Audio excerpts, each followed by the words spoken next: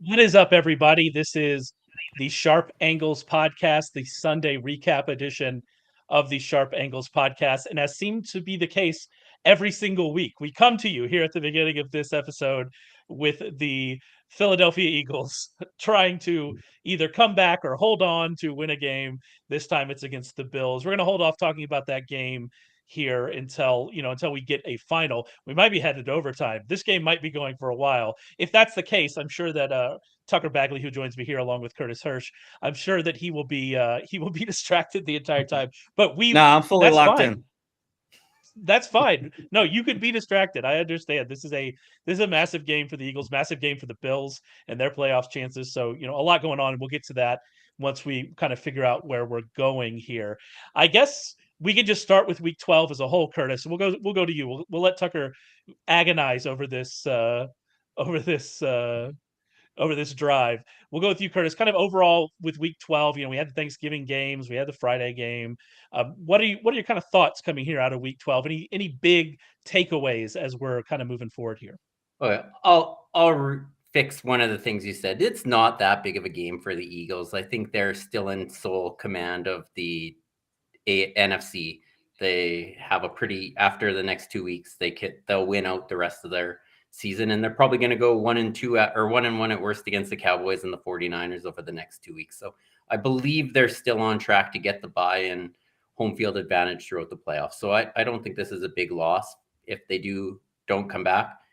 And I think this game meant the season for the Bills. So back to that, I enjoyed Thursday's games way more than this morning's games. Oh, it was a slugfest this morning.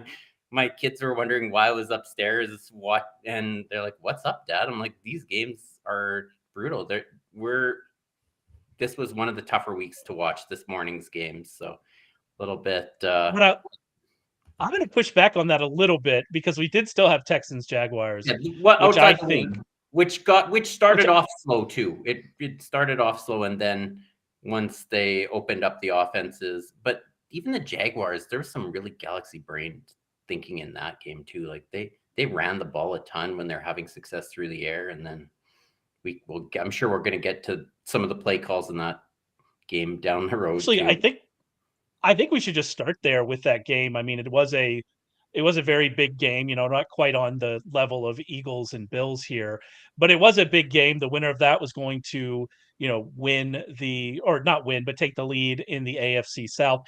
Because the Jaguars won, they actually were the number one seed for a short time until the Chiefs, took care of business and came back against the Raiders. So it was a big game there for the Jaguars. And you mentioned with the Texans, the galaxy brain kind of play calling where CJ Stroud was great in this game again. He's still so good. It was still amazing in this game, but there were just some very odd play calls. I think the biggest one, the one that's most notable, is the one where they were 4th and 1 or 3rd and like half yard. They were half yard at most.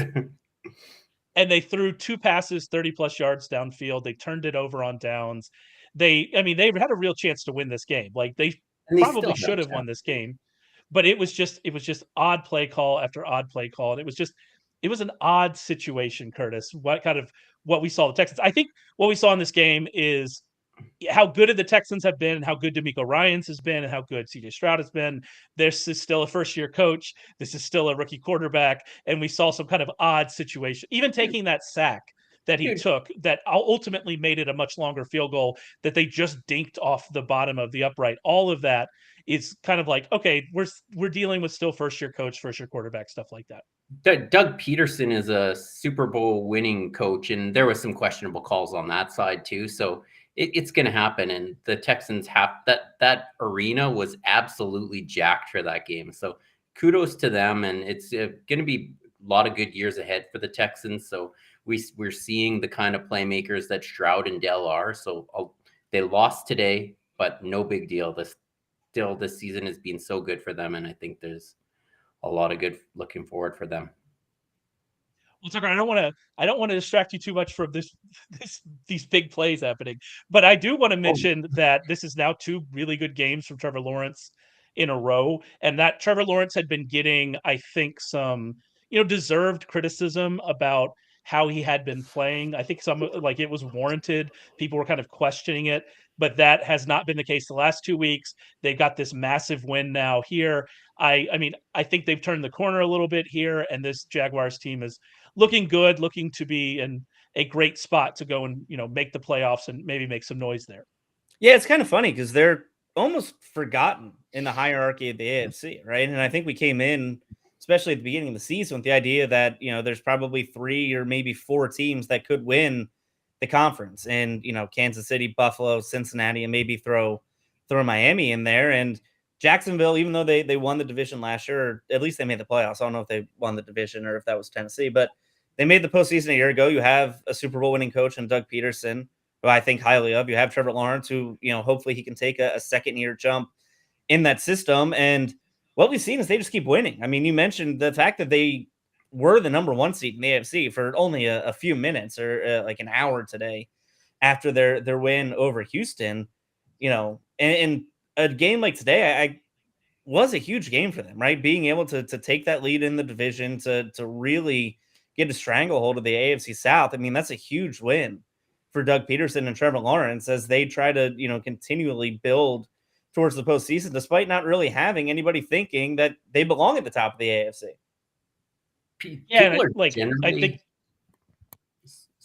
People are generally disappointed in the Jaguars this year, and they're at the top of the AFC. Like, what kind of expectations did we have for them? Like, I know Doug Peterson's a second half guy as well, so it's one of those things. They're just not. They're not winning like convincingly a lot. There were some of even their wins early in the season that weren't super convincing. They had that massive, they just got blown out by the 49ers, but they have a win over the Bills, the Bills that we're watching right now and seeing what they're going to do here against the Eagles. They have a win against the Bills, albeit in London. So there are, they played the Chiefs tough as they tend to, it seems like. That seems to be a running thing with the Jaguars playing the Chiefs tough. So I think that it's warranted there. What I will say is, I mean, the Texans had all the momentum, all the kind of, this is, we're playing really well. We're coming for this division. Now the Jaguars have kind of put that to rest a little bit. But I mean, it's a game of inches. It's an absolute game of inches because that field goal could have gone in and we go to overtime. Or if that throw to Singletary was, just a little bit closer to him, then they get a, maybe get a first down. So game of inches, this division's close, and it's going to be really fun to watch this rivalry between Lawrence and Stroud the rest of the way, as long as we get it. Hopefully we get it for a long time to come. So we're going to get to the Eagles and Bills game. It's really coming down to the wire now. We'll get to that as it starts in. Before we do that, though, I do want to mention we just launched a huge Cyber Monday sale. Right now, you can use code SHARP71 and you'll get 71% off every single package we offer, whether you are interested in our betting package, our all access package, which comes with betting and fantasy, props package, just our fantasy package. All of that is available to you, 71% off using code SHARP71. Our betting recommendations have been on fire coming into this week. We were 22-9 on NFL sides and totals. For the month of November, we've been killing it this month. And so, come and check us out. You'll get 71% off, Sharp71. Make sure you do that. And if you're listening to this as a podcast, we do this live every Sunday. That's why we're sitting here watching this Eagles game with bated breath. We do this live every Sunday on YouTube. Search Warren Sharp on YouTube. You'll find our channel. Subscribe. Come and join us. Join the conversation, and that'll be a fun time for everybody. All right, let's talk a little bit about those Chiefs. We mentioned the Chiefs. They went down 14-0 at one point in their game against the Raiders. It looked like all these struggles that we've seen from them, they were kind of coming to a head here, and then they outscored the Raiders 31-3 the rest of the way, and they kind of walked into an easy victory. And I guess, Curtis, the question is, I've been kind of raising some red flags, some alarm flags about these Chiefs for a while, even before last week. I mean, their most recent second half touchdown before today was in week 7 against the Chargers. They had been having some issues. This kind of feels like maybe it's a turning point. The offense turned around and everything looked a lot better than it had in the last few weeks. Yeah, over the last couple of weeks, you have mentioned that there's some warning signs in their game, and I was like, well, they had a lot of drop passes the first loss of the year. They Kadarius Toney passed one to the Lions, which ended up as a pick 6, and they're missing Kelsey. And then the last game went right through MVS's hands. And this will sort itself out. And then to start the way they did today, there was alarm bells going off. I just assumed they were going to stroll into that game. And what did they end up? 31-3 was the ending after being down. I just assumed that's how the game was going to finish, was 31-3. Yeah. So the fact they didn't show up to start that game, it's worrisome. And Patrick Mahomes is still the best quarterback. The defense is still really good, but they did get gashed by a pretty easy to understand offense that was just running the ball right at them early on. So I don't know what to think about the Chiefs anymore. I still think they have the best player in the game. The tight end is really good when he's focused, and we'll see what happens. It's a lot closer in the AFC than I imagined it being. And so you mentioned Josh Jacobs. Josh Jacobs has a big game here, 20 for 110 with 1 touchdown. He had a long of 53 yards. He had a 53-yard touchdown that actually gave them that 14-0 lead. And so, that kind of inflates the numbers just a little bit. It looks like the field goal is good. Oh my goodness. We got overtime. I'm sorry, Tucker. I just ruined it. Spoiler alert. My goodness. Spoiler alert. Jake Elliott. Just to catch everybody up on the podcast, we're trying to get through this while also keeping an eye on the Eagles. Jake Elliott just hit a 59-yard field goal, just snuck it through the right upright. And it looks like we are going to overtime. We'll see what the Bills are able to do here. We still got a little bit of time left, but yeah, that is a massive kick from a weapon for y'all, Tucker. Like, it is hard to. He's kind of getting into that. I don't know. He's not Justin Tucker, but he's kind of getting into that realm of being a absolute advantage for y'all to have a kicker like that. Yeah, and I think until this year, Justin Tucker had only missed one kick to tie or go ahead in the final 5 minutes of the game, and he ended up making a kick in overtime to win it anyway after it happened. I think he's missed a couple this year. But yeah, I mean, what Jake Elliott's done since he's been an Eagle, go back to his rookie year, he made a 61-yarder to beat the Giants to kind of kick off that season. He made 2, I think, 47-plus yarder field goals in the fourth quarter of the Super Bowl to win that game. And then this year, I mean, on a wet, sloppy field where really no one could throw the ball, to make a 59-yarder after a pair of false start penalties on Jason Kelsey, to put yourself in that situation, unreal. I mean, to have a kicker like that who's just a weapon, it's crazy when you consider that, plus what the Eagles are capable of doing in short yardage with, the quarterback sneak. It's kind of funny. Like, this is a team that's been outgained by a ton this week. They've been outgained by a ton the last 4 or 5 weeks, but because they have success around the margins and can play situational football like that, it's a huge advantage for them. Yeah, I'm looking here at his Pro Football Reference page because I want to make sure I write about this. He is, but here we go. So I guess that would make him 25 of 36 on 50-plus yard field goals for his career, which is wild. That is a wild number. And yeah, we're heading to overtime about the Chiefs. While we're getting there, Tucker, do you have any thoughts about the Chiefs here and kind of what we saw from them today? Yeah, I mean, it was just good to see them score in the second half for the first time in a while. And this is a team that you go back to, some of their best moments in the playoffs. They fell behind, 21-0, came back and won. They fell behind 28-0 to the Texans, and Patrick Mahomes came back and won. And what they did today, Las Vegas has always kind of been a little bit of a thorn in their side. And Max Crosby was out there, which I'm still not sure how that happened. We can talk about that if we want to get deep into injury conspiracies. To let people into the behind the scenes is I am the only other injury nerd that is willing to talk with Tucker about the wild things we see on injury reports. He sends me, you send me the Patriots injury report every week, just an absolute anger about the way they do things. But we were talking on Sunday when it looked like Max Crosby was going to play, and then Darius Slayton played as well through a doubtful tag, about how often this happens. And that was the first time it had happened since 2020. It doesn't happen very often. We had 2 this week. It was a very odd kind of injury report week. I'm not sure what's going on there. Yeah, and that one in 2020 was a concussion. He was doubtful and then he miraculously progressed through concussion protocol. It was Allen Robinson in 2020. So for Max Crosby and Darius Slayton to play this week, I thought was a little crazy, but I guess some guys have to play at times when they're doubtful to make it doubtful and not an automatic out. But yeah, I mean, to see the Chiefs and Travis Kelce and Pacheco had a decent day. He got the touchdown in the second half, but I think for them, it's just a classic Andy Reid kind of game, Andy Reid kind of move, where he's had teams that have struggled. They look dead in the water mid-season. Then he finds a tweak or two. He figures out what needs to be fixed. And then by the end of the season, they're back in the conference championship game or contending for a Super Bowl. So, I mean, for me, it felt like a matter of when, not if, this team would kind of figure it out. And, maybe Travis Kelce isn't the guy he's been for the last decade, but today proved like he still is a weapon at tight end in a league where there isn't really a whole lot of weapons at tight end. I am interested to see kind of the route participation for Rashee Rice, because we did see him be heavily used in this game. He got 10 targets. He converted 8 for 107 and a touchdown, including that touchdown was a long catch and run.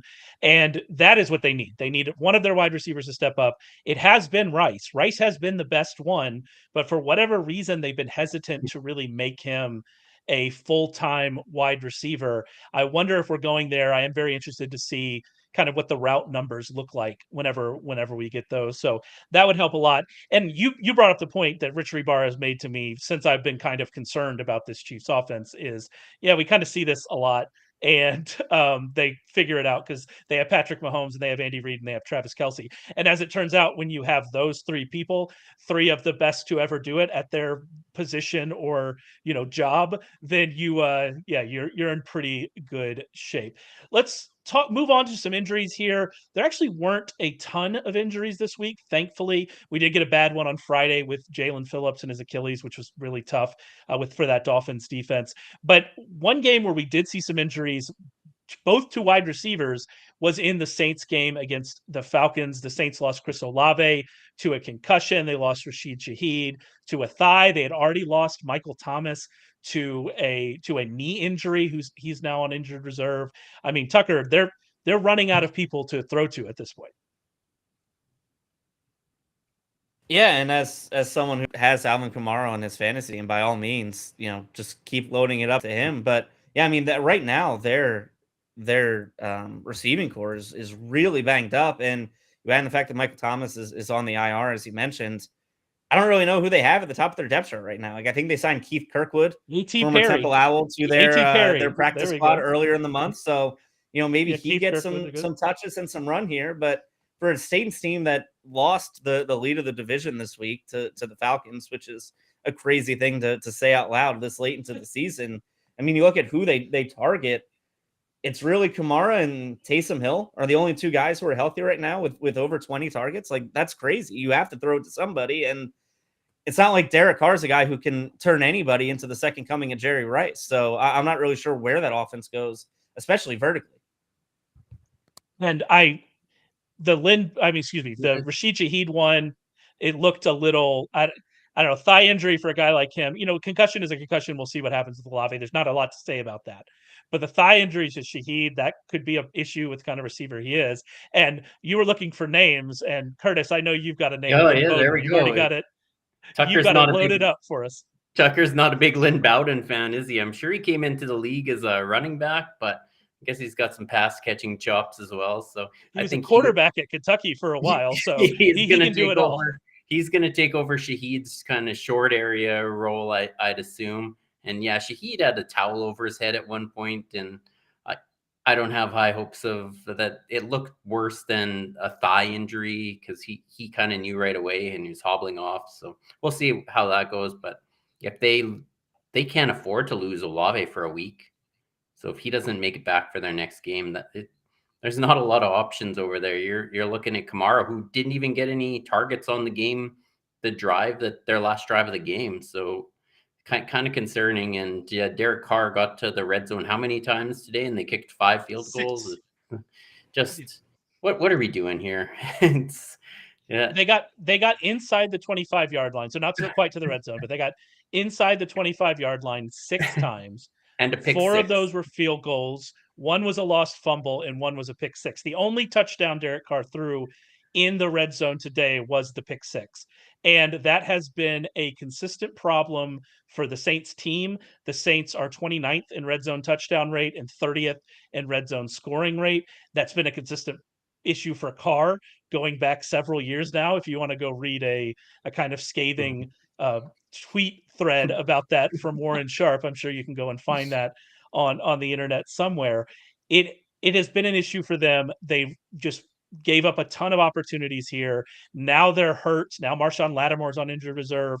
Now Michael Thomas is on injured reserve. Now they are without these wide receivers. It is not going the right way for this team, and you're worried. You're really worried about kind of what we're going to see. But for the Falcons, I mean, they beat the Saints. They lead the NFC South, an NFC South that has no teams over 500. They lead that. It was a lot of the same from Desmond Ridder in this game. Made some wow throws. He had a really nice throw early in the game to Drake London, made some bad plays. He is who he is, but they got Bijan going. Bijan had a massive game, made some big plays with their stars, and they won. And now they're in the lead in the NFC South. I don't know what else to say about it, Curtis. Yeah, they're just don't lose the game for us. That is all Art Smith must tell Desmond Ridder every time he goes on the field. Just don't turn the ball over. We've got Bijan, we got Pitts in London. Well, they don't really use Pitts, but Bijan showed how good he is today. Just don't make a stupid play. That's all you have to do. And they're good enough to win these games. And they're not pretty wins, but they got it done again today. And with the Saints injury report, I would say the Falcons have the leg up on them to win that division now. Especially the Bucs lost. We'll get to that in a second, but the Bucs lost to the Colts. And so, that helps them out in that regard as well. And Tucker, we were talking, right before their bye week, is Arthur Smith going to kind of survive what we saw and what we had seen from this team? And now here we are, a couple weeks later, and it looks like they might be in the playoffs. It's been a wild ride for the Falcons so far this year. Yeah, it's crazy because you mentioned that, and I think the last coach to be fired after he made the playoffs was Mike Mularkey with Tennessee, right? He got fired, and they brought in Vrabel. But I just think it's funny. Like right now, Atlanta, probably wins the division. I'm sure they're the odds-on favorite to win the division right now. And you kind of look at their upcoming wild card matchup, should it happen. I mean, the Cowboys or the Eagles are going to be in the top wild card team, right? Like they're going to be 7.5, 8-point favorites on the road wild card weekend against a division winner. It's going to be weird. And you mentioned, like, if you're Arthur Smith and you go into a meeting with ownership in the front office at the end of the year, you can say, look, I made the playoffs without a quarterback. That gotta be worth something. But it feels like there's more that has to be done. And there's a number of teams like Atlanta right now that are in a playoff spot or, looking for a playoff spot. A team like Cleveland comes to mind who's winning despite not having much offensively, although they didn't today. And they're kind of in a situation where I think at the end of the season, the front office and the ownership won't be happy with how they played, but they're going to be able to say, we made the playoffs. We got to where we were supposed to get. Maybe we exceeded expectations based on the results. But for a team like Atlanta, same thing. Like if you told people after 12 weeks, you're in first place in the division after beating the Saints, they'd be partying in the streets instead of thinking like, hey, maybe this coach isn't it. Maybe Desmond Ridder isn't it, just because of how terribly they've played through 11 games so far.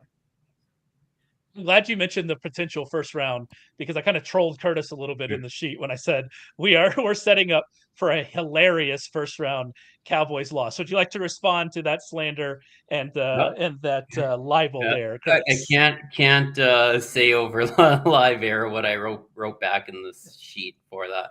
But yeah, I'm enjoying the fact that I think we are going to be an Eagles-Cowboys second round matchup. And as a Cowboys fan, I would rather go to the Eagles than I'd rather go to the 49ers right now.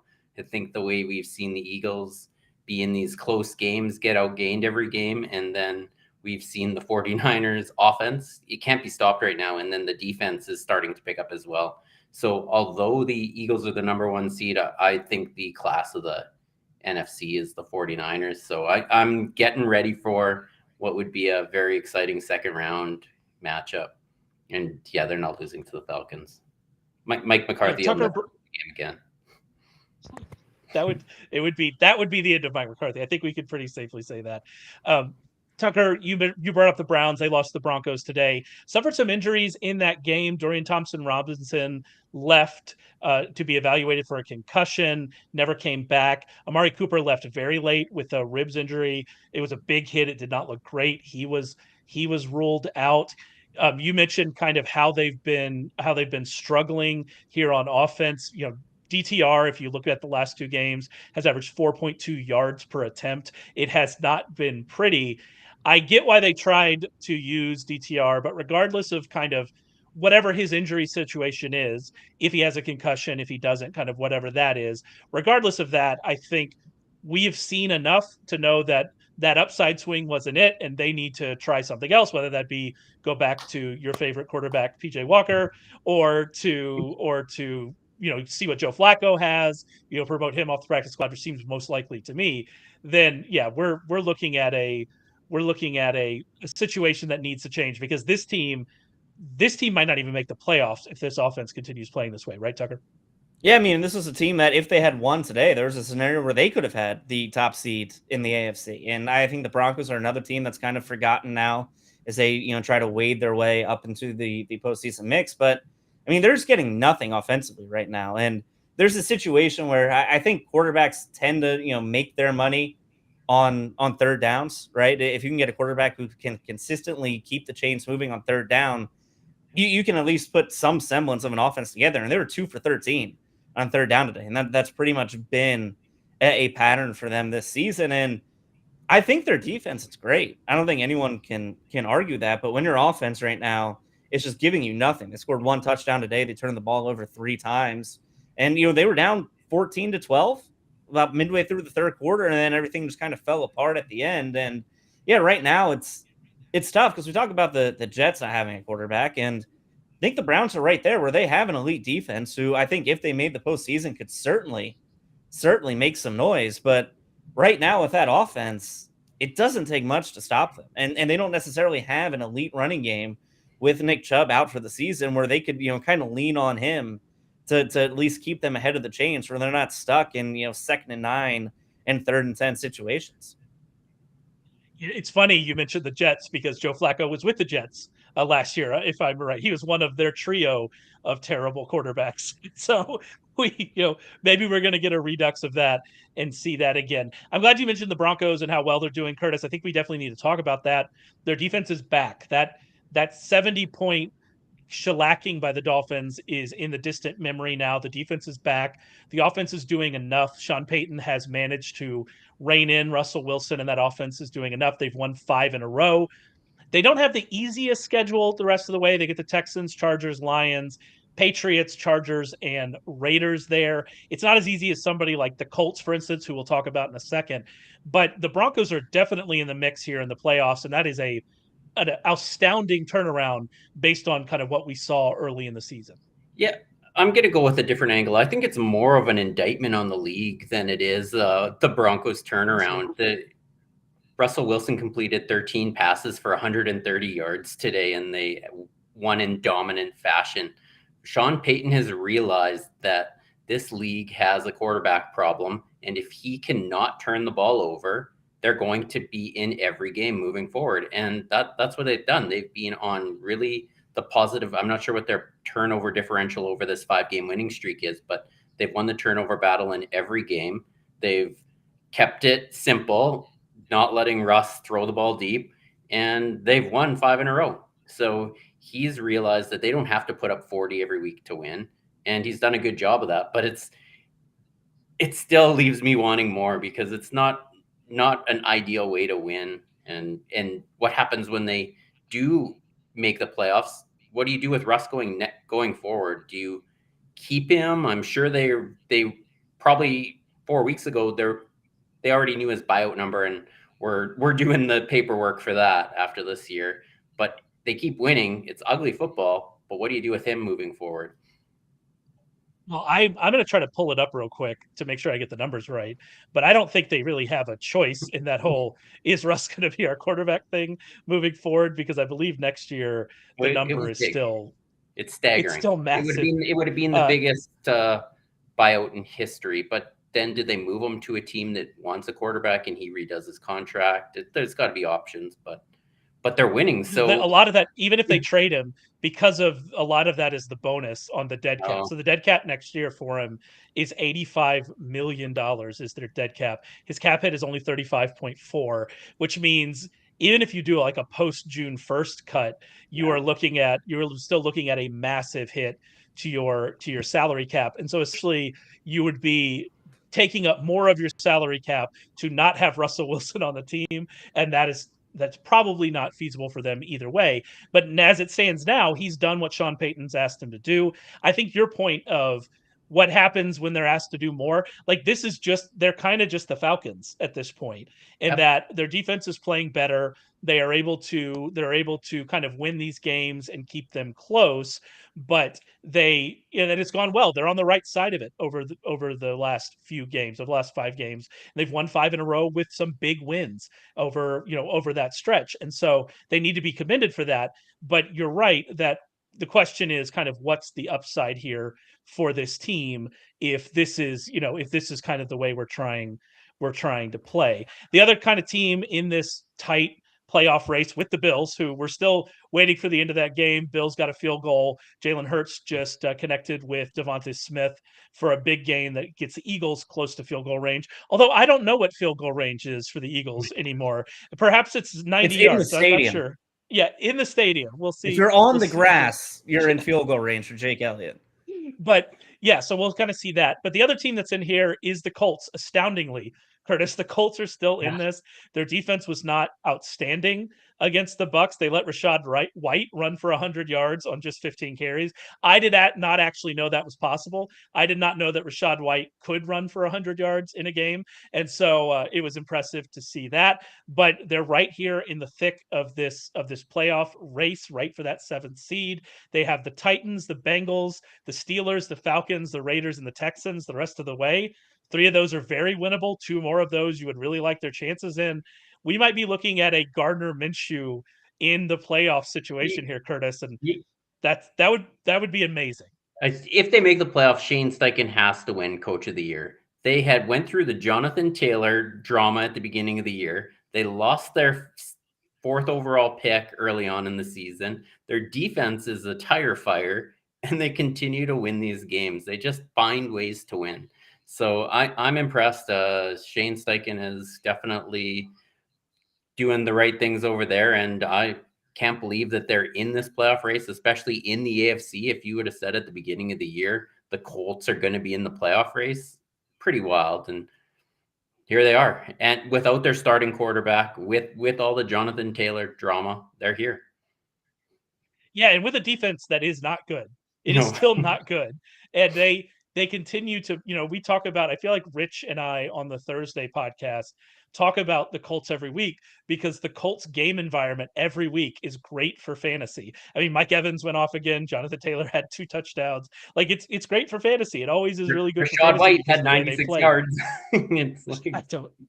I don't even understand the Rachaad White line, but yeah, that is what we had here. And so it keeps happening. They keep playing this way and they're winning, and they've got a schedule down the stretch that, it sets up pretty well for them to be able to at least make a run at the playoffs here. Another team that's kind of in that situation are the Rams. The Rams beat the Cardinals. They're only a game out of the playoffs.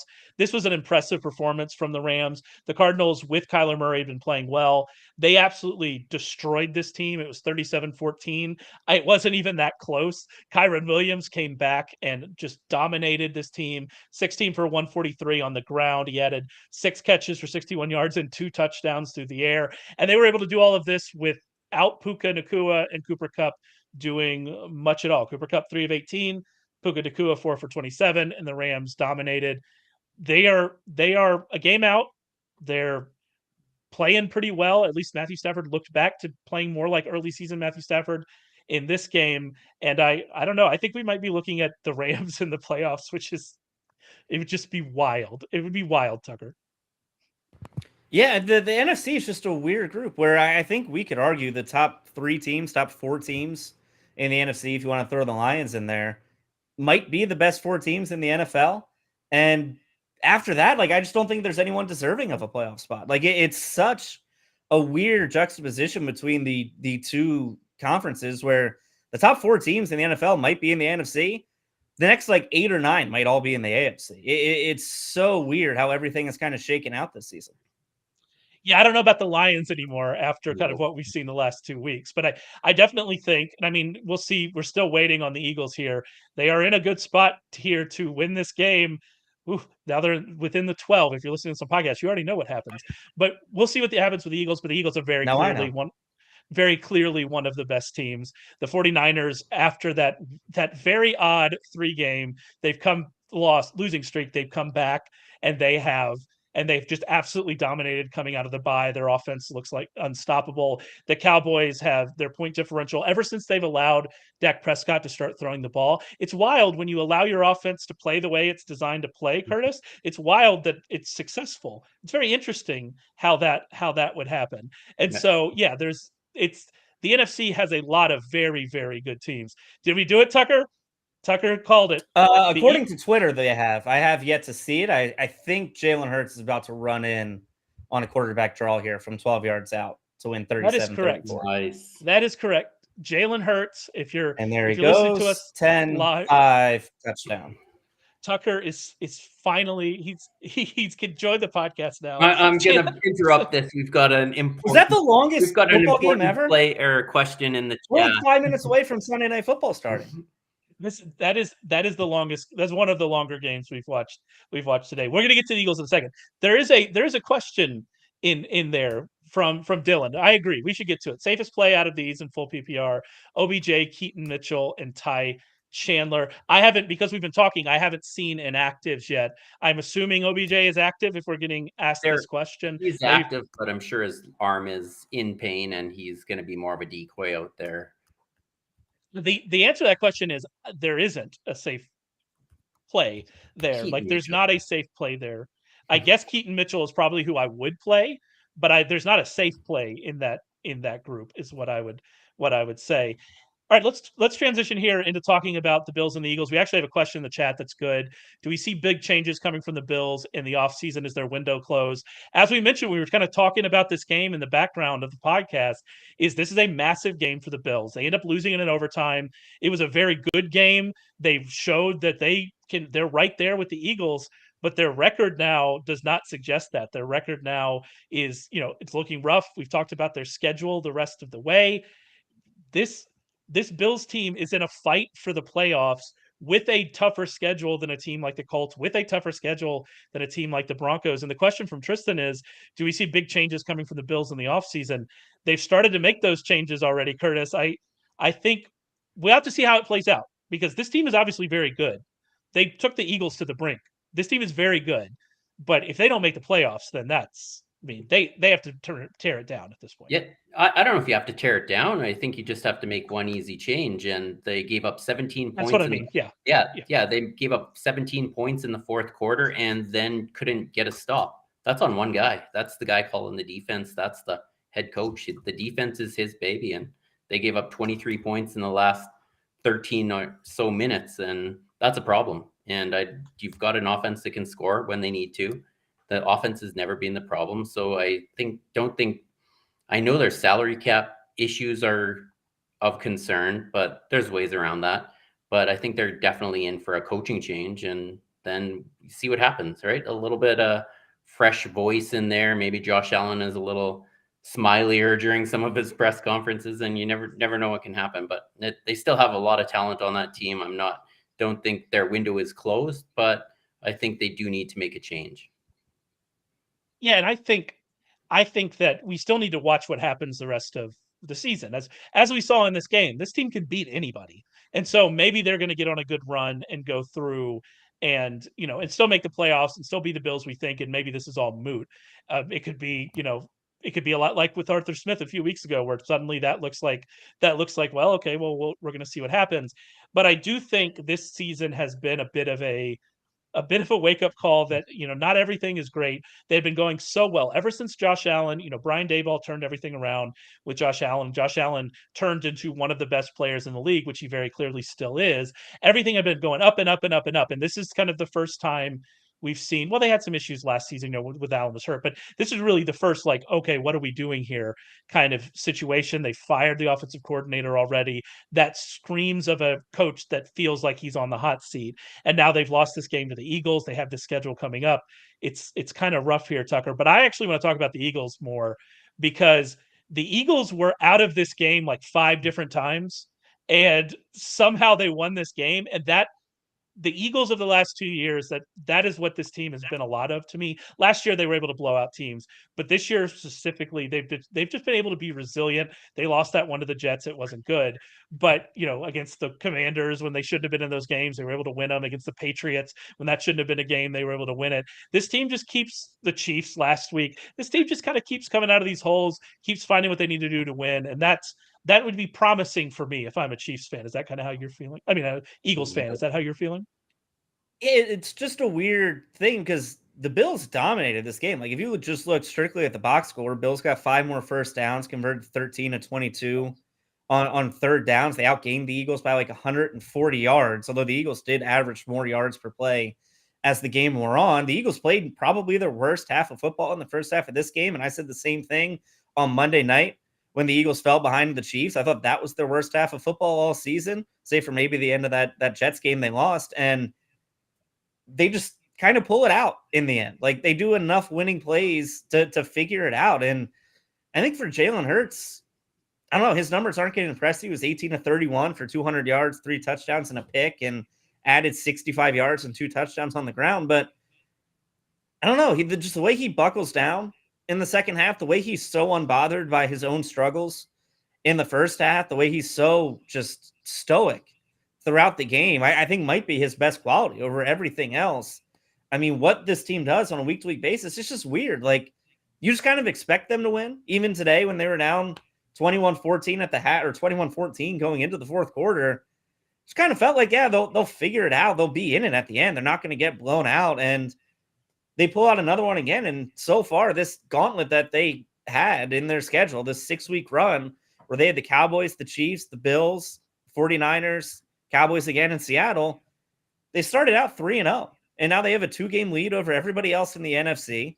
And all they have to do is really go 1-1 in their next 2 games. If they can split with San Francisco and Dallas, they pretty much have the 1 seed wrapped up in the NFC, which I just think is crazy to say after kind of watching their struggle, like just the way they pull themselves through the mud on a week-to-week basis. It's a weird team to watch because they're great for this kind of content because they win every week and everybody's happy, but there's a million things to complain about Monday morning.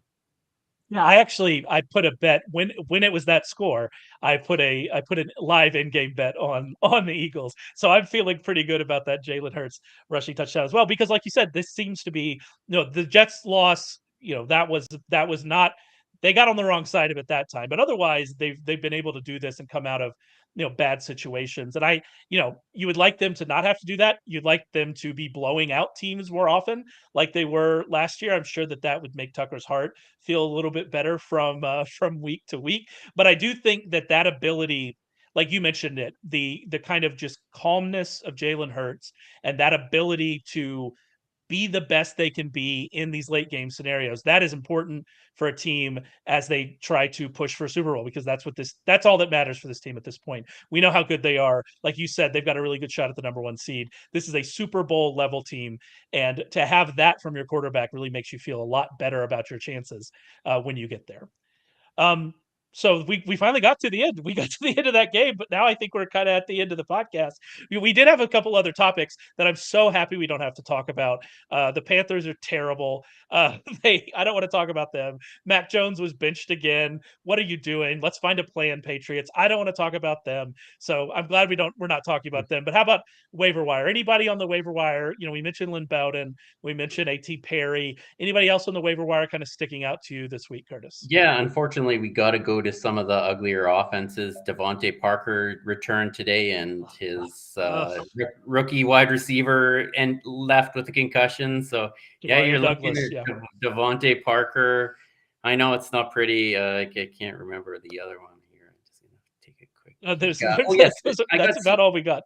I got Cedric Tillman as well. When Joe okay. Flacco, I don't know if Joe Flacco can make it to the outside and hit him with it's just going to be David Njoku target after target. But he looked good. He's starting to get incorporated more into the offense. So again, I said not teams we want to target on, but those are where the injuries are happening. So yeah. And I believe Tillman had at least a decent game today, and we mentioned that Amari Cooper left that game with a ribs injury. It was a really big hit on him. I actually can't find the Broncos here. Maybe it's better for me not to look at that Broncos box score. But so I think that's a good call out there for Tillman. You would think they traded Donovan Peoples-Jones, and you would think the reason they did that is because they wanted to get Tillman more involved, and we've kind of seen that happen a little bit. So I think that's a good call out. All right. Moving forward, we're moving into week 13. The season is flying by. Tucker, are you just lost in euphoria? Can you think about week 13, what we have coming up? Anything that's interesting to you?